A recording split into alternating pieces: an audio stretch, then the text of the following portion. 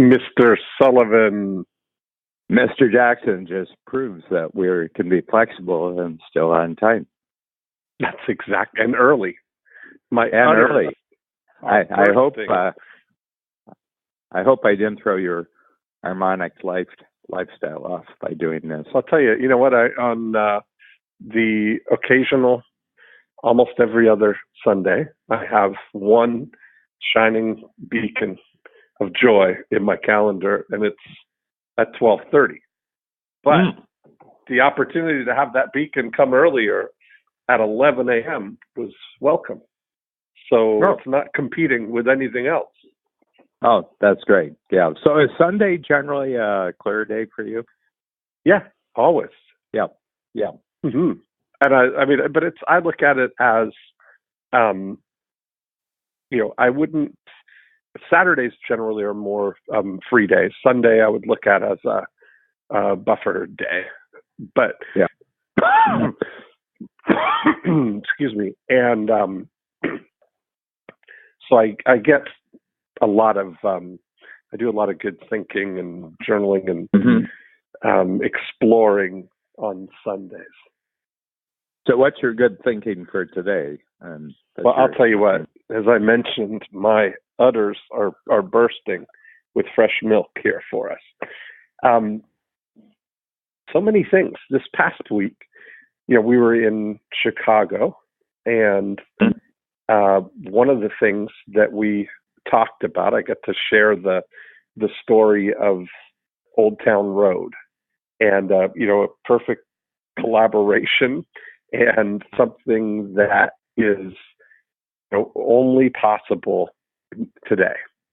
All of the things that came into that, and what I realized is, and fill our listeners in, because it was a remarkably powerful story, and it was like a 6.5 minute video that you shared with us that just showed you what's possible as a result. And this is a Cloudlandia skill.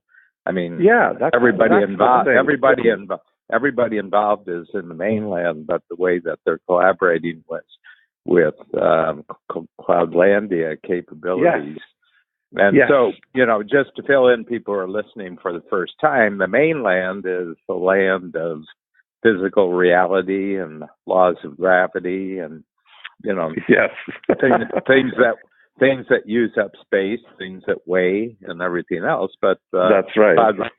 Cloudlandia is the world of digital clicks, and knowing which is which, and knowing, because we're all in the mainland as humans, but to know when you can cross over into another world is a phenomenal capability, which you're going to tell us a story shows just what can be done in the year 2018 and 19.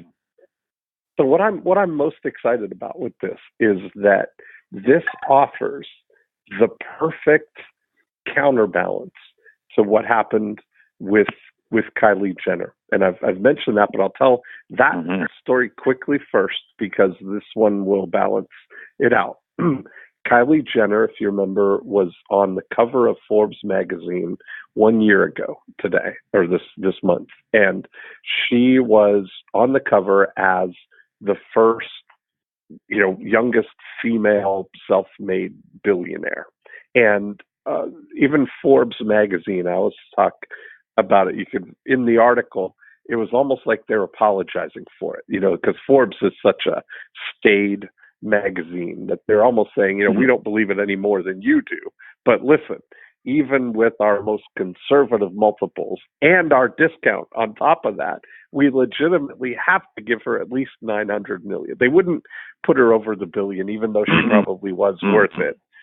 Which and now she's clearly past it. But everybody, what I observed from that, the thing that got lost in all of that was that she has a team of 7 people.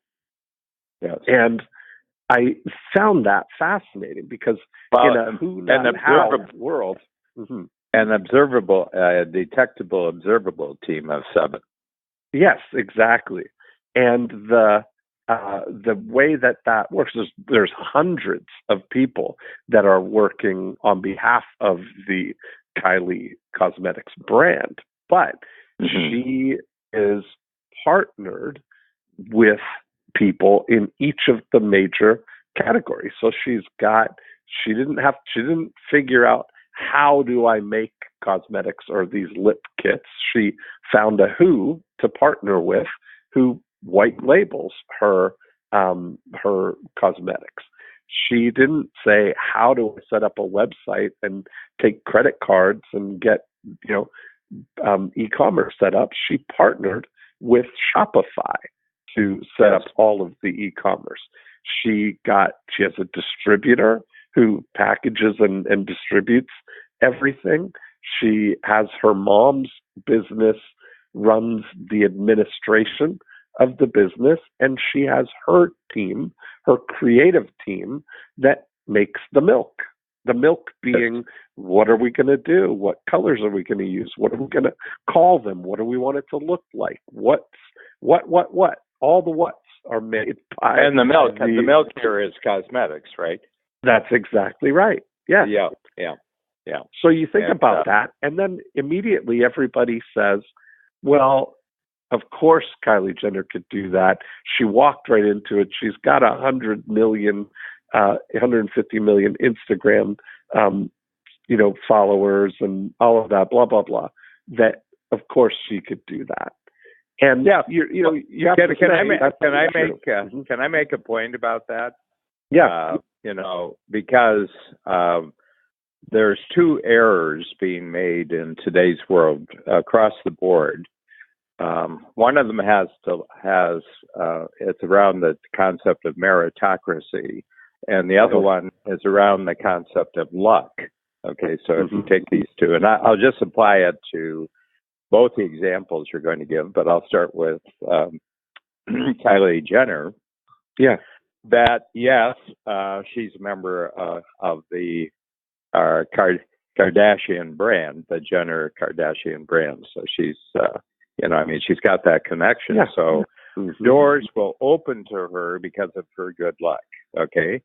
But whether there's a second meeting really depends on her ability to take care of her good luck. So what I say to people is, I'm fully admitting that I've been born fortunate. If I look back on my whole life, where I was born, the time when I was born, the kind of good things that happened to me. It's kind of luck. I can't say that, this happened because of some grand design lane, but I got onto early that the 50% of the other skill was knowing how to take advantage of your luck, and that could be knowing how to take advantage of good luck, and that'd be knowing how to take advantage of bad luck. And and so there's these two things. The meritocracy world is that we got to the top and we did it through our own effort, and none of it was luck. And my feeling is that that's an incorrect view of the world.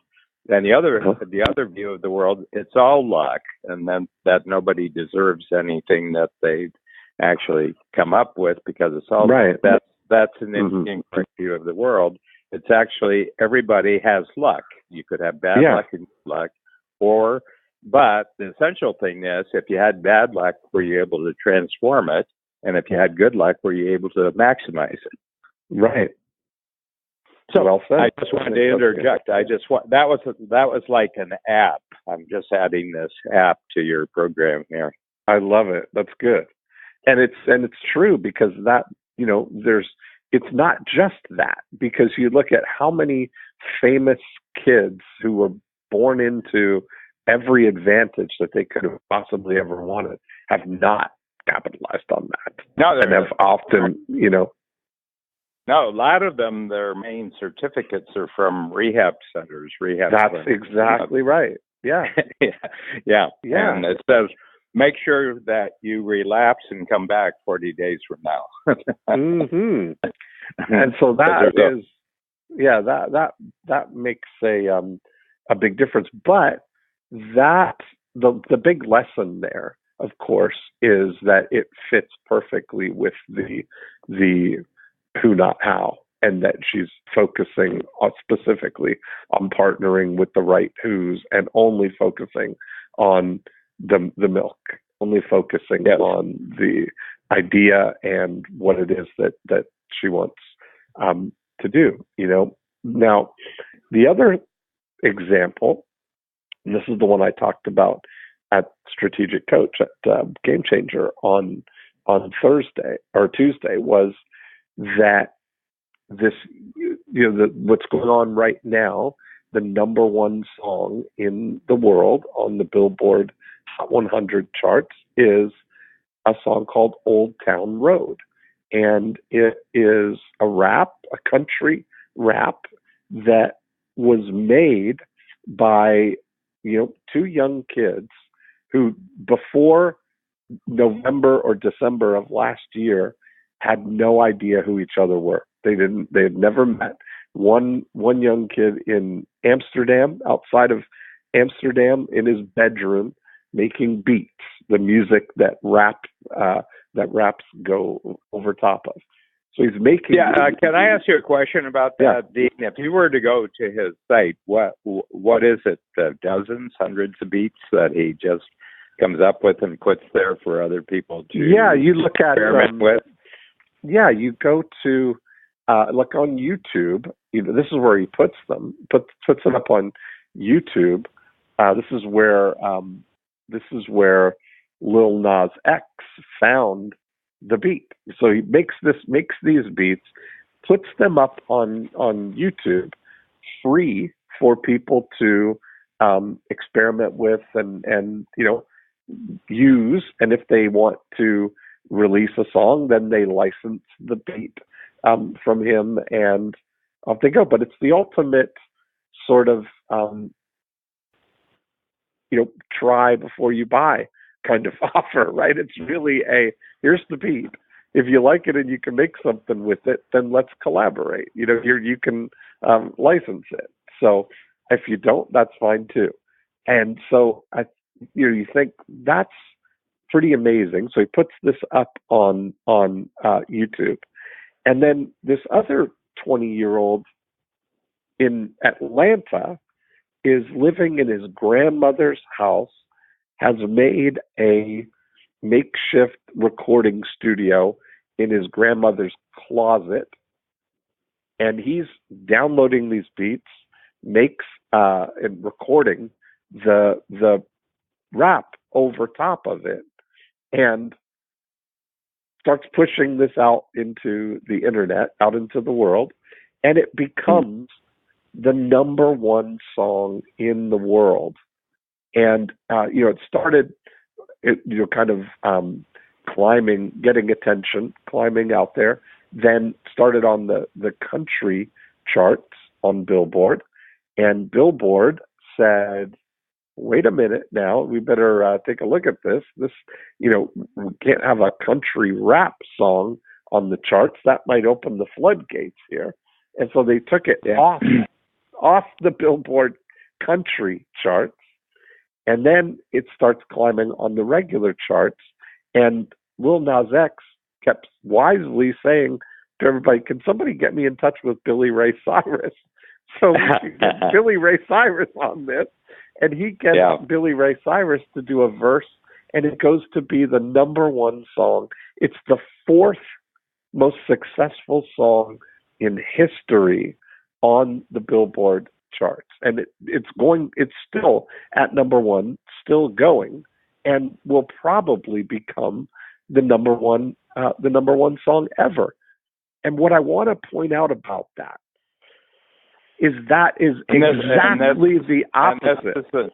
And this is the number of plays, I guess, right? Downloads. Number of sales. Yeah, downloads. Oh, the number of sales, because people are purchasing this. And this is the beauty. This is the beauty of the world that, that first of all, Napster started, and then Steve Jobs with iTunes. This is the beauty that one person with one song can, and up until then they were constrained, by the recording, what the recording companies want. But in this sense, he is the recording company. The individual is the recording. Exactly right. He and the the Beatster are the recording company. That's exactly right. And it's a beautiful thing. And then Billy Ray Cyrus, who's got a reputation, and in the appropriate country world, I mean, he would be attracted to it because that's his genre. Now, was there such a thing as country rap before this song? I think there had been other people who may have done country rap, but I think, this was kind of the first one to get on the charts for sure. Mm-hmm. And so that is, I think it's just amazing. Yeah. But Dean, can I take you back in history, and I'd like you to compare two experiences, the Kylie Jenner example that you gave, and then the Old Town Road example that you're giving. And I'd like to go back to 1992 and 1993 here in Toronto when the Blue Jays had their great teams. And remember I think it was Coca-Cola. They did advertising, which was kind of like on a beat basis using the Blue Jays, and the Blue Jays were doing it. And instead of going to their advertising agency, they just went out to music groups all over and said, can you create us a really, really snappy jingle? This is Coca-Cola. This is not the Blue Jays. So the Blue Jays are paying for the advertising. And it went through the roof. And I remember it was played all over, it was played all over this thing. But they went to musicians and they didn't pay them unless they used the music. So it was a competition. It was kind of like a competition. Okay. But it wasn't internet at that time. But it always struck me. I remembered that thing, how great those commercials were, and no advertising agency would have ever come up with it any more than Forbes magazine would approve of the business model. Or whoever the stuffy person on in Billboard on the country session saying, we can't do this. We can't do this. So it's interesting. In each one of them, they're bypassing a whole conventional way of thinking about, cosmetics, music, Coca-Cola, baseball, and everything like that. So it's interesting. It's putting just the capability you need together without any of the previous rules, the previous structures, or the previous process. That's the beauty of what I see you talking about here. Well, the other thing is that it's the exact opposite pole of any advantage or sort of advantage or edge that you would think that Kylie Jenner had. People saying, oh yeah, well, she had 150 million followers, and she's a Kardashian. Well, these two young kids, one in their parents' house, one in his grandmother's bedroom, you don't get any more. That's the exact opposite of what the advantage that you would say that Kylie Jenner had on that. Yeah. And here's two kids. Yeah, and here's the thing. They're kind of pure-hearted. They're kind of pure-hearted. They just do it because they love the activity. Exactly, yeah. They're just... and the other thing is that, we hear about the great worldwide success, but we don't know how, it's kind of like a baby learning how to stand up. I remember one of our team members got the word that her baby in the care of a nanny at home had stood up for the first time. And I said, and this is Shannon Waller, her oldest daughter, Madison. And I said, yes, on attempt 1,843, Madison stood up. And the same thing with, the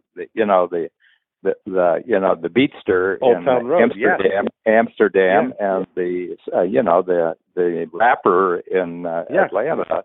You don't know how many attempts there were before it clicked. I agree. That's exactly right, and that's it's actually the constant focusing on being really, really good at something and experimenting, and probably had some bites before. That's probably, I didn't hear the history of either of them, so I don't know what happened before the payoff. Now, here's the thing, my model that I put up on this is the Peter Thiel model, the 0 to 1 and 1 to N. Now you're going to get everybody in the world trying to copy these two people, and artists, who are competitors to Billy Ray Cyrus are going to try to copy this, but they're not in 0 to 1. They'll be in 1 to N, and it'll probably get real, real crowded, where everybody trying to imitate this. Yes. I think you're right. And, it's to be fair to both of those guys, this wasn't the first thing that they did. It wasn't, young Keo, the kid in Amsterdam, had been, that's what he does. He's prolific at making beats. He made a lot of them, and he would put them up for free on YouTube so that he would get them out there so that people can collaborate, right? Like you said something this week that was really interesting, that makes it easy to converge. And that is ultimately the thing that's exactly what a beat is it makes it easy to converge into collaboration with a rapper. Yeah. So, the idea, first of all, isn't mine. I heard it, actually, one of my clients in the Game Changer said it, and then I looked it up on the internet, and it's actually being used. Quite a number of people are using it. But the concept is compelling convergence, that when you create something new, create it in such a way that other, talented people are compelled to converge with you. In other words, they want to join your talent. Yeah. And, it's kind of like our instantly being able to create a new podcast series, because both of us, approach these things because in your case, you were compelled to converge with, the procrastination idea. And then I was compelled to converge because you could instantly turn this into a podcast. And all we had to do was at 1 o'clock, 12 o'clock on a Saturday, having talked about it for the first time, 12 o'clock, 24 hours later, we had ourselves our first recorded podcast, and it was off of the running because there was a compelling convergence on both sides. Yes. Yeah, and I tell people this because so many people make it difficult for other people to cooperate with them. And I said, well, that's pre-internet. That's kind of like a pre-internet where the secret of keeping your secret secret was to keep them secret. Don't allow it. And I think Steve Jobs learned that from, his original operating system days, and Bill Gates, who not nearly as creative as Steve Jobs, nevertheless understood that it was having the Windows operating system where other computer companies could simply use the operating system, and he made it possible for as many as possible, where Apple kept their operating system, kind of secret. And so Bill Gates ended up with 95% of the world market, and Apple was, was hanging by their fingertips with 5%. So, and I just think there's a shift. I think Seth Godin, I remember Seth Godin, this great line, in one of his, very, he's always interesting. Everything he says, everything he writes is really, really mind-provoking. But he said, I just quoted him, the secret before the internet was keep your secret secret. But he said the secret to protecting your ideas after the internet is tell the whole world about them, get the whole. Yes. So everybody knows where the ideas came from. And so it's just the opposite. And this has happened, this really happened in 20 years. It's all human beings approach their, the things they wanted to hold on to this way up until 20 years ago. And now it's 180 degrees the other direction. And that's happened just like that because of the most disruptive force in the world, which is unpredictable consumers with a new capability. Yes. Yes, and I think that what's happening right now, I think we're going to see more and more and more of this. I was trying to think about how to illustrate this, because what I think we're seeing is this is the culmination, or the current culmination of I've been thinking about it as cascading exponential curves, where each layer is making a new level of collaboration available. Yep. And I was thinking about, early on, if you think about the internet layer, the HTML, the markup language, all of that made the internet possible, then on top of that, we were able to then, formalize digital formats for, text started first with PDF, and then MP3s for music, and MP4s for videos. And so we have the ability to digitize all of that stuff. And that created then the layer for someone like Steve Jobs to pick it up from there and create both the device for using or consuming it, and the environment for buying it, right? With iTunes, that you created. And I think there was iPod. The iPod, iTunes, and then he had he utilized the Apple operating system to keep those, and that was also his marketing system, that he had all these users of the Apple operating system. He says, "Hey, welcome to a new capability." Yes, and that's really the thing. He had the best tools for the producers of digital content. Yeah, because everybody who creates digital content, it's all Mac, all Apple. Then when you look at that, then this iOS, created the platform for apps, which is what Instagram and Facebook and Uber and Airbnb, all those things are essentially apps on top of that platform that was built. And now we're seeing on top of that platform, all of these influencers now are able to build on top of that. And you start to see, wow, there's so much available to us now to, as they say, kind of stand on the shoulders of giants, that we've got access to all of that now. I mean, we're all standing. I mean, humanity. I mean, it's really interesting. I just want to put two things together here. That the very famous 1984 TV commercial at the Super Bowl in 1984, where Mac positioned Microsoft, they positioned Microsoft as Big Brother, sort of like where it was 1984, and Big Brother is up on the screen, and everybody is, has to, it's totalitarian, it's like a totalitarian dictator, and the star of the commercial comes running in and throws a hammer that goes right through the screen and shatters it.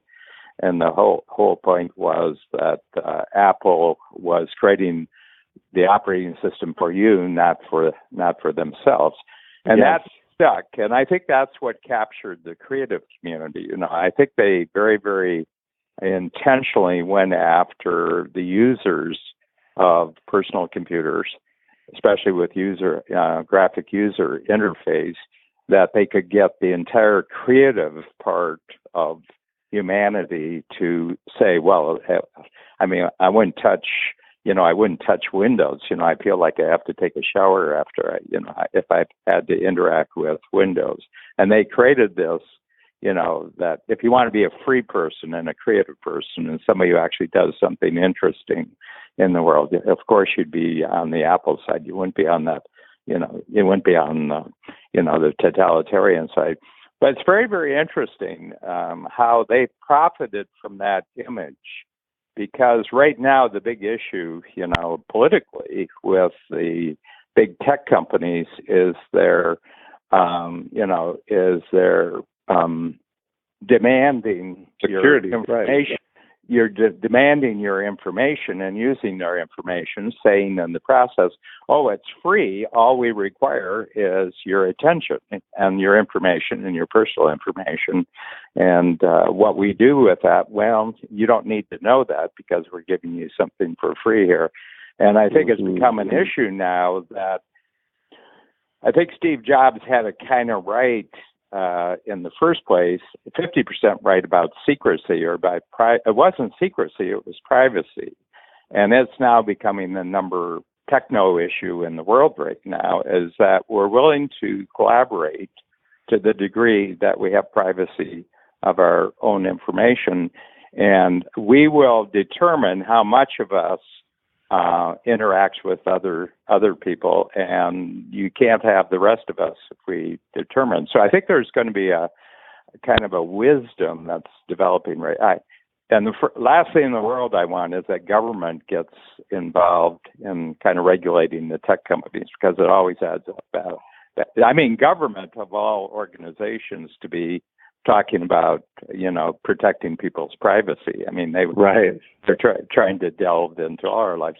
But there was a billboard, and I brought it up in the workshops last week, and it's Apple. It's just a black billboard with white letters, and it's one of the most beautiful headlines I've ever seen, given what's going on in the world. It said, our business is staying out of yours. Mm-hmm.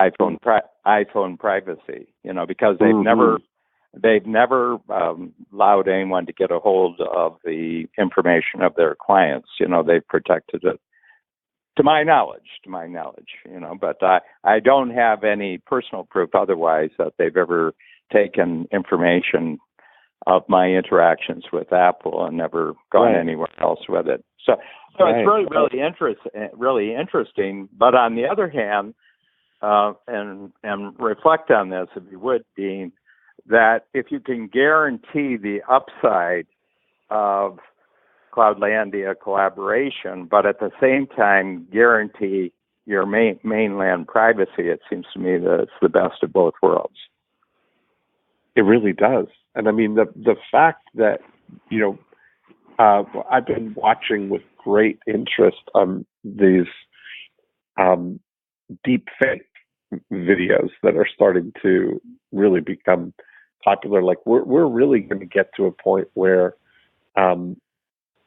we're not going to know what is real per se, in the digital world. And I think that's going to be something that we'll see what, that maybe with blockchain, somehow there'll be some digital authentication, for everybody's things. Like on political ads right now on television, they're required to say, whoever the ad is being run for has to, I'm Dean Jackson and I approve this message, kind of thing, Yeah. Well, the interesting thing, given what we're doing right here on this project, this greater and greater skepticism of video, in other words, visual images, is actually pushing the popularity of podcasts, voice. And I think the reason is it's a more, I think humans feel more confident about their ability to pick up reality and sincerity and authenticity on the voice level.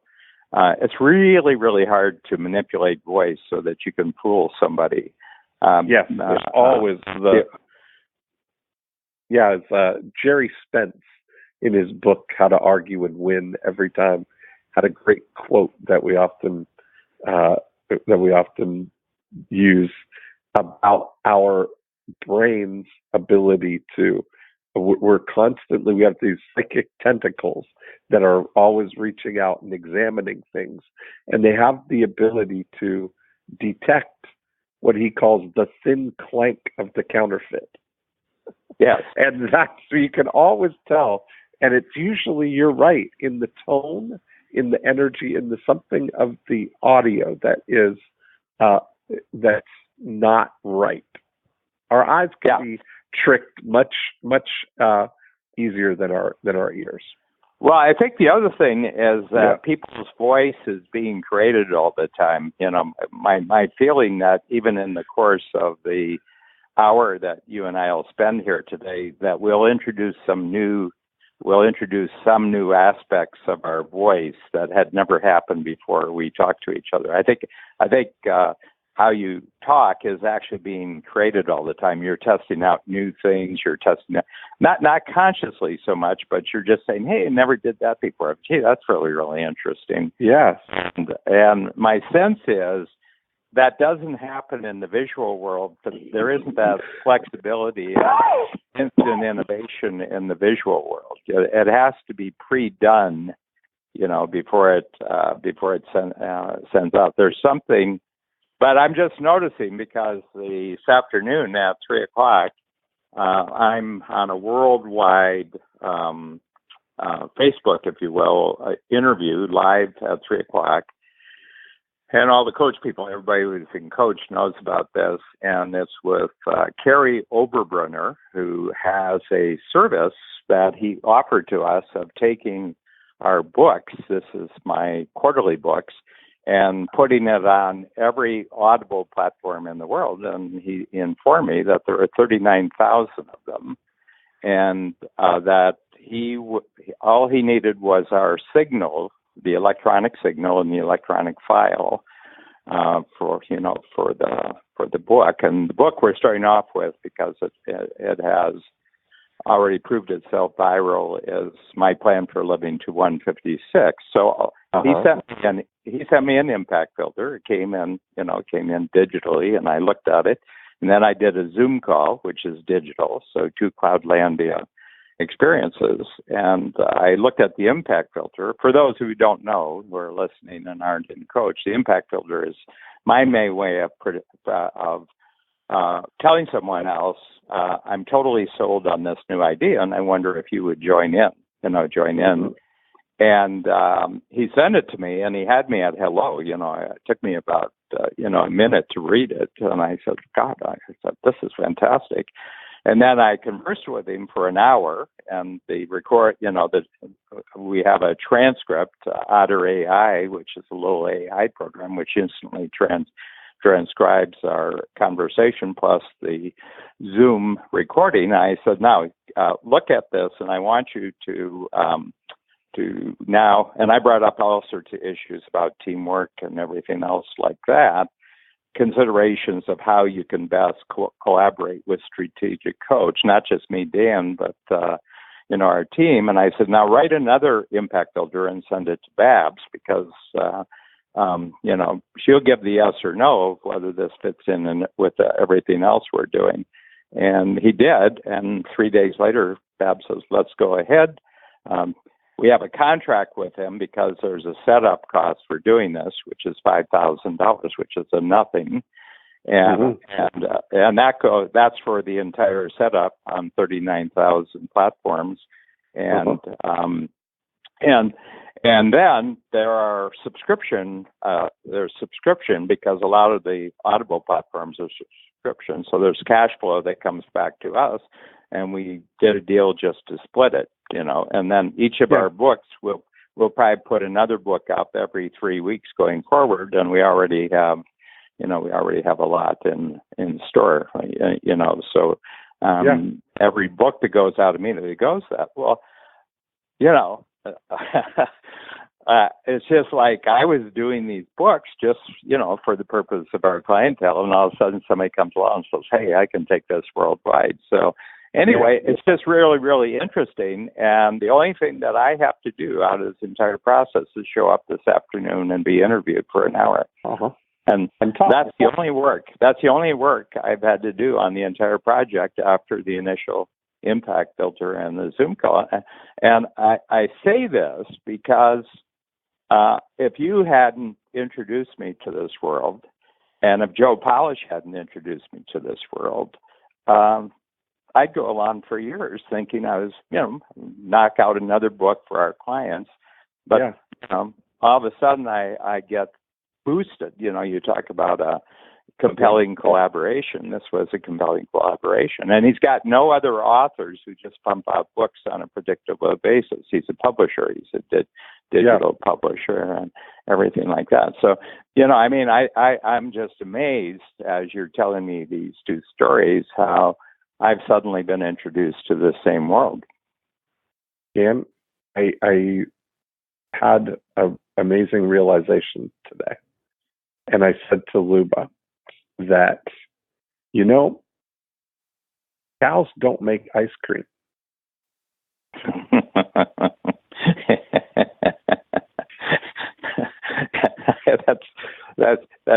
That's very, very true. Absolutely.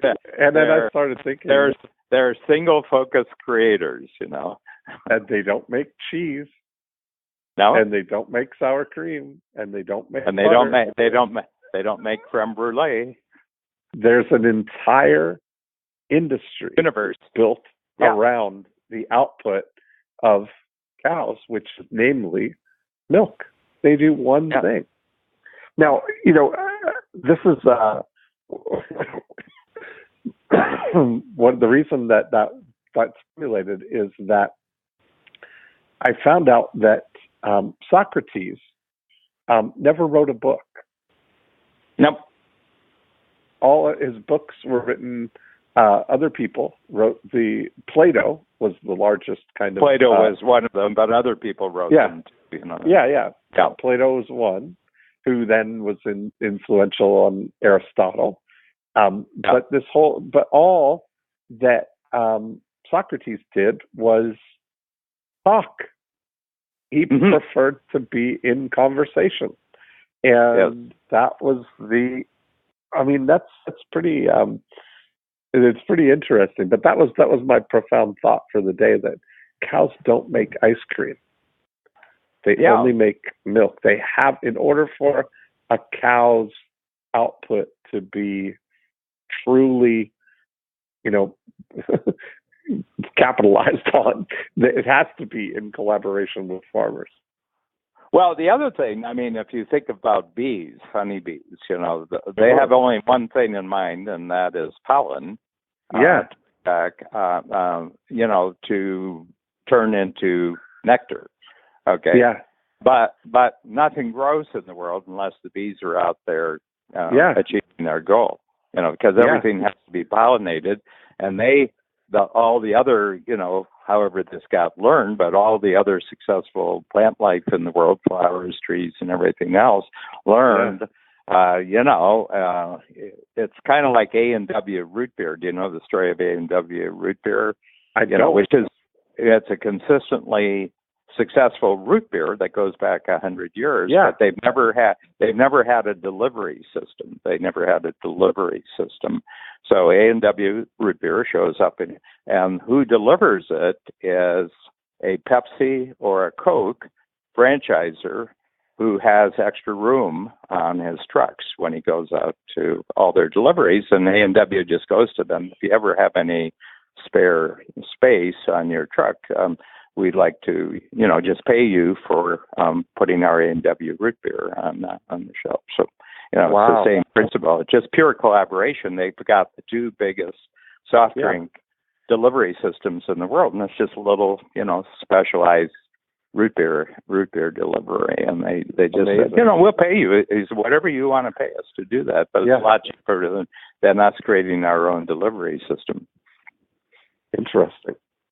Yeah. Well, there we go. And when you look at nature, we think of nature as vicious and competitive. It's about 99% collaborative, and then it's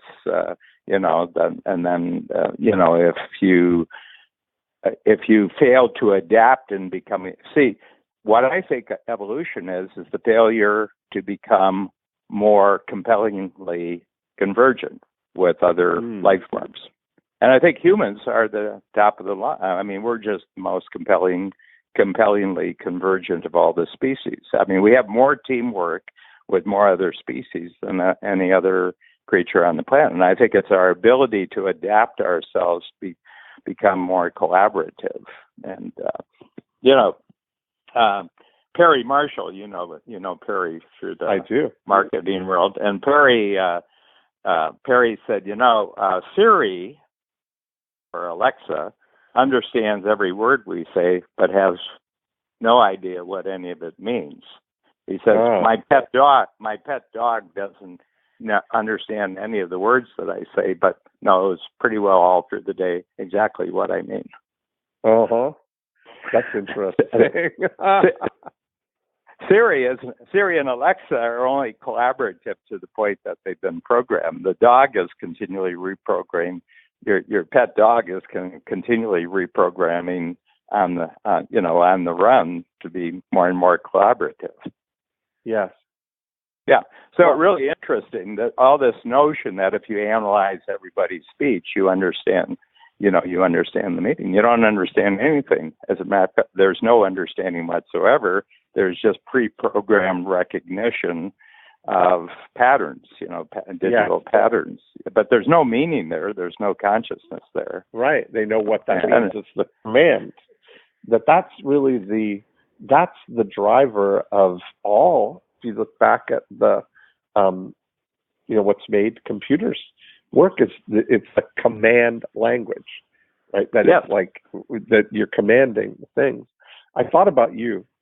I was reading about Elon Musk and his new neural implant that he's been proposing, and I thought there's a really, I think it's kind of a far out thing, but the idea is that you would have an implant connected to electrodes that are linked up to your brain and embedded by a surgeon, and that this would connect wirelessly to a small receiver behind your ear, and that would communicate with a computer.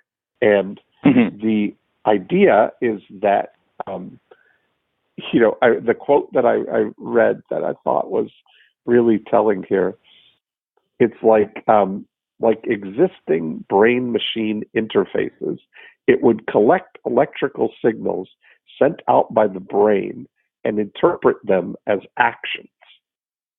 And I thought that is the skill that we're looking at here. We have this capability available to us right now through our voice and an impact filter, basically. Yeah. If you look at an impact filter is a translator that collects your electrical signals sent out by your mouth and interprets them as into actions that somebody else can collaborate with. Well, the thing is that I have an AI program where instead of writing the impact filter, I just talk the impact filter. Exactly. And it transcribes everything, and then someone else just fits the transcription to the form, and it goes out. But here's the thing about that. They're putting all the emphasis on the individual human brain, and my feeling is that the practical zone for intelligence, where you have IQ, is generally thought to be somewhere between a low of around 110 to a high of around 140. Okay, and what I mean is that if you're above that IQ and you're in the 150s or 160s, your usefulness and practicality drops off very, very sharply. They think thoughts that other people think, but they can't do anything that other people do. So they do that. And below 110, you're constantly feeling left behind and left out because you're not coming to grips with your surroundings fast enough to be considered successful, And so if you look at judges and generals and coaches athletes, the best ones have IQs between 110 and 140, and so you and I, we know what, and we're just a little bit out of range. Right. Yeah, but what we've learned is that we would be disadvantaged if we tried to do things. So we've kind of used our IQ to kind of say, okay, I can be real clear about what needs to be done, why it needs to be done. And then as I get better and better and communicate this to other people who are the doers, who, not how, then my network of intelligence spreads out into the world. So I got enough intelligence to be at the center of, my teamwork university, but the real intelligence that I have isn't about my own brain. The intelligence is how I use my brain to access and take advantage of other people's different kinds of thinking, different kinds of creativity, different kinds of capability. And it's the growing network of combined intelligence that really represents how successfully smart I am. Mm-hmm. And it's Kylie Jenner. Kylie Jenner, Yeah. Old Town Road. You have one intelligence in Amsterdam, another intelligence in Atlanta, and it takes both with of a one-to-one connection to each other. Yeah, and a one-to-one connection to the rest of the world. And Billy Ray Cyrus says somebody's asking for you. His wife, I think, on the video that you showed us, his wife said, "Hey, somebody's saying that Billy Ray Cyrus should actually sing this song." And what a setup, Exactly. Talk about a softball, right down the middle. All he has to do is swing, and he's got a home run. And already it's the most successful song he's ever been involved with. Yeah. Which is interesting. Never had number one, and he never had a number one, probably in a Billboard. I don't know whether I have to. Yeah. I have to tell you something. We were in the airport coming back from Chicago yesterday, and there was a little boy at the Starbucks table next to us, and he turned around. And he had a great T-shirt, and it showed a baseball. And then the heading is, "There's no place like home." There's no place like home. That's funny. That's great. Very funny. Yeah. And, saying home plate, home run. That's exactly. That's the best place anyway. So from your standpoint, because you're analyzing these models, Dean, how are you translating these other examples from out in the world? Because they're wonderful teaching models. How are you moving this back? How are you moving this? Let's say what you'll do differently before you heard the Kylie Jenner story, what you'll do different after you've heard the, old country road story. What's the shift in your thinking as far as future doing? I think that the shift is anchoring myself in the base thing, which is the ideas and the expression of those ideas, right? Getting them into the digital format and realizing, it sounds kind of cute to, say cows don't make ice cream. But it's profound. It's profound in its understanding. It's a shift for me, is that as an idea generator, a prolific producer of milk, that we often, I think entrepreneurs who have that capability often get caught up in figuring out how to make the ice cream or how to, looking at the things, but realizing that it's really... Or talking to other people in new ways of using milk, trying to take milk say, hey, have you tried this? Have you tried this? But not making $1 on it because right. If somebody learns a new way of using milk, why should they pay you for it? Right. Yeah. So the thing, and then you look at Elon's thing, a lot of these things start to happen. I start to ask myself, well, what would I do if I had one of these implants that I didn't even have to speak? I could just think what I want, and it manifests in the real world. It's just, I have to get, all it is getting better and doubling down on my ability to be a visionary and see things that the make it up world, just root myself completely in make it up and partner collaborations to make it real, make it recur. Yeah. And here's a thing that I guess about anytime you get a public announcement on the part of an entrepreneur like that, like Elon Musk, my feeling is it already exists at the level of national security. And for example, the F-35, which is the most advanced manned fighter in the world, this American warplane, and it's the pilots. The plane is so responsive that they can't depend upon pilots using their hands or the instruments, so they use their eyes, and they just have they have a visual touch screen in front of them, and they have to train themselves that when they want the plane to do something, they have to look at a particular part of the screen in front of them. And it takes quite a bit of training because all it's doing, the touch screen is just looking at where the pilot's focus is, but shifting your eyes is about 10 times faster than shifting your hand. So right. So my feeling is that they were already, and that's what we know. I mean, that's what we know. My feeling is enormous amounts of advanced technology that's being talked about in the open already exists, but it's so useful that we really, and it's not for making money, it's for guaranteeing national security. So my feeling at that level, these things already exist, but they're under wraps. Wow. DARPA is, the DARPA,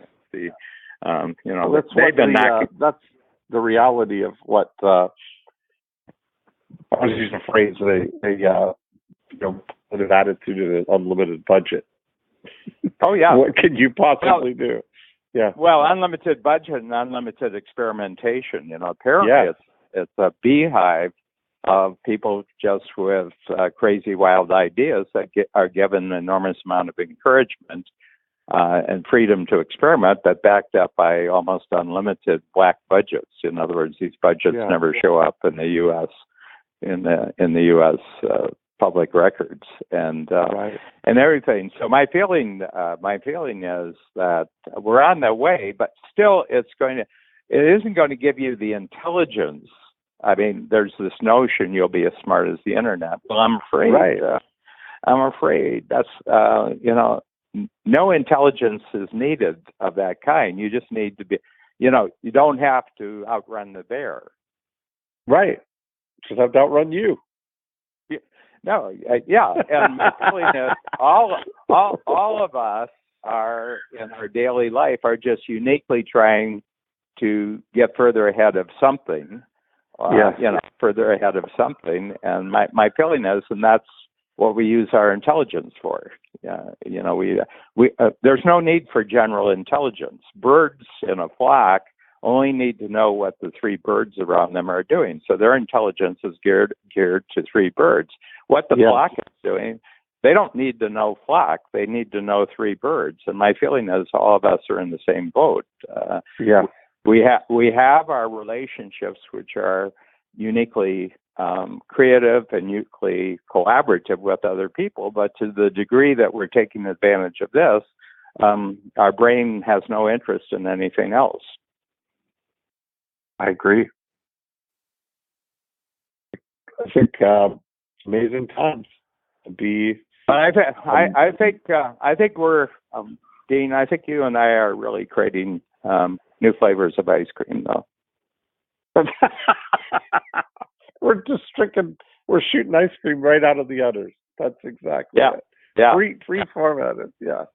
Yeah. Free formatted. I think this was a marvelous. This is a marvelous examination of some really cool things that are happening in the world. I agree. I look forward to these conversations so much. Me too. Yeah. Yeah. There are no rules. That's exactly right. There are no rules. It's always a surprise. Well, we do have improv rules. Yes. Wherever your partner's going, you go there, and I think yes, and that's one of the first rules of collaboration is that you don't say no, and you help out your partner. And yes. And my feeling is that the people who can get that in their brain, that no matter what someone says, you don't say no. You say, I wonder what I can add to that. Right. Those are the most collaborative people in the world. I agree. Well, we've done it. Yes, we have. So we are. Okay. I'll look on the calendar for our next. 2 weeks. Looking forward to 2 weeks. it. 2 weeks. 2 weeks. Perfect. 2 weeks. I am at the cottage. I am partaking in Canadian religion I love for it. a week. The closest thing that Canadians get to religion is their cottage on the lake in the far north. Yes. I love it. Okay. Have fun. I will talk to you soon. Okay. Bye, Dean. Bye.